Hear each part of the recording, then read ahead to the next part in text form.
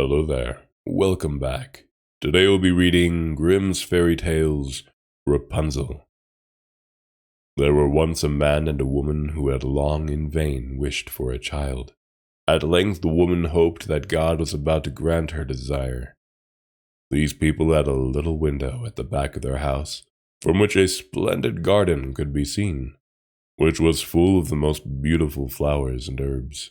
It was, however, surrounded by a high wall, and no one dared to go into it, because it belonged to an enchantress who had great power and was dreaded by all the world.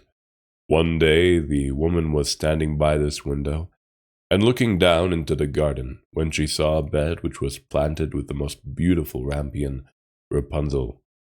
And it looked so fresh and green that she longed for it, and had the greatest desire to eat some. This desire increased every day, and as she knew that she could not get any of it, she quite pined away, and began to look pale and miserable.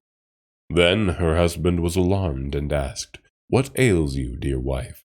"Ah," she replied, "if I can't eat some of the rampion which is in the garden behind our house, I shall die." The man who loved her thought, "Sooner than let your wife die, bring her some of the rampion yourself, let it cost what it will." At twilight, he clambered down over the wall into the garden of the enchantress, hastily clutched a handful of rampion, and took it to his wife. She at once made herself a salad of it, and ate it greedily. It tasted so good to her, so very good, that the next day she longed for it 3 times as much as before.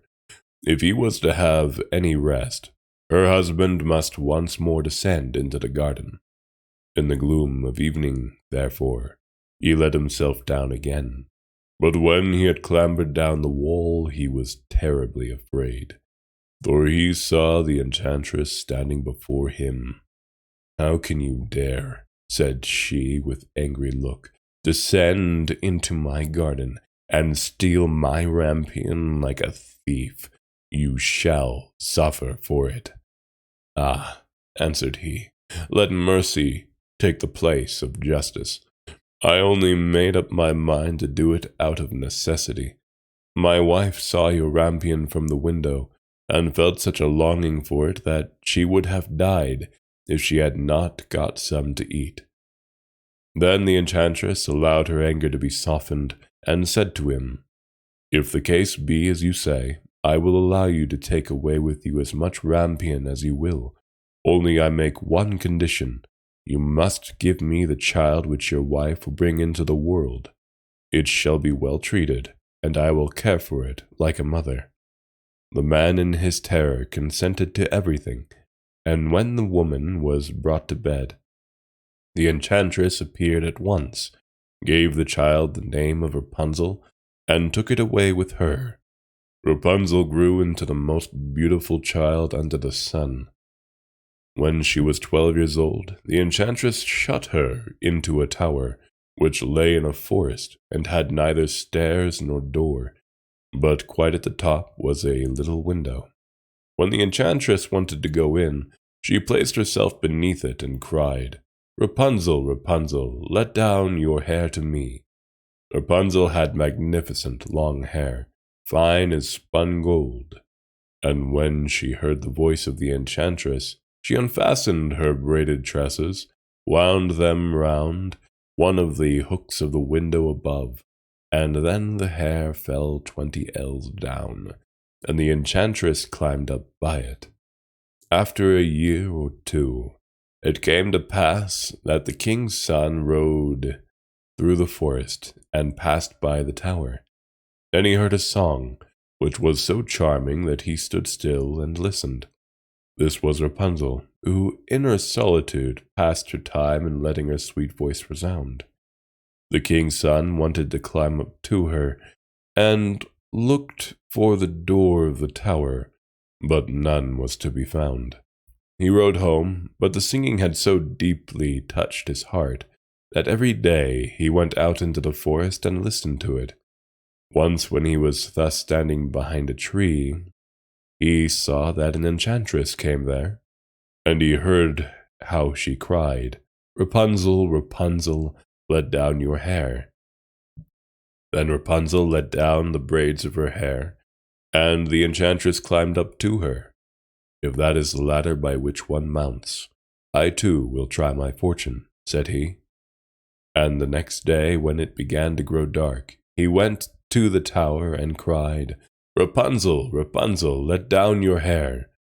Immediately the hair fell down, and the king's son climbed up. At first Rapunzel was terribly frightened, but when a man, such as her eyes had never yet beheld, came to her. But the king's son began to talk to her quite like a friend, and told her that his heart had been so stirred that it had let him have no rest, and he had been forced to see her. Then Rapunzel lost her fear, and when he asked her if she would take him for her husband, and she saw that he was young and handsome, she thought, "He will love me more than old Dame Gothel does." And she said yes, and laid her hand in his. She said, "I will willingly go away with you, but I do not know how to get down. Bring with you a skein of silk every time that you come, and I will weave a ladder with it. And when that is ready, I will descend, and you will take me on your horse." They agreed that until that time he would come to her every evening, for the old woman came by day. The enchantress remarked nothing of this, until once Rapunzel said to her, "Tell me, Dame Gothel, how it happens that you are so much heavier for me to draw up than the young king's son. He is with me in a moment." "Ah, you wicked child," cried the enchantress, "what do I hear you say? I thought I had separated you from all the world, and yet you have deceived me." In her anger, she clutched Rapunzel's beautiful tresses, wrapped them twice round her left hand, seized a pair of scissors with the right, and snip-snap, they were cut off, and the lovely braids lay on the ground.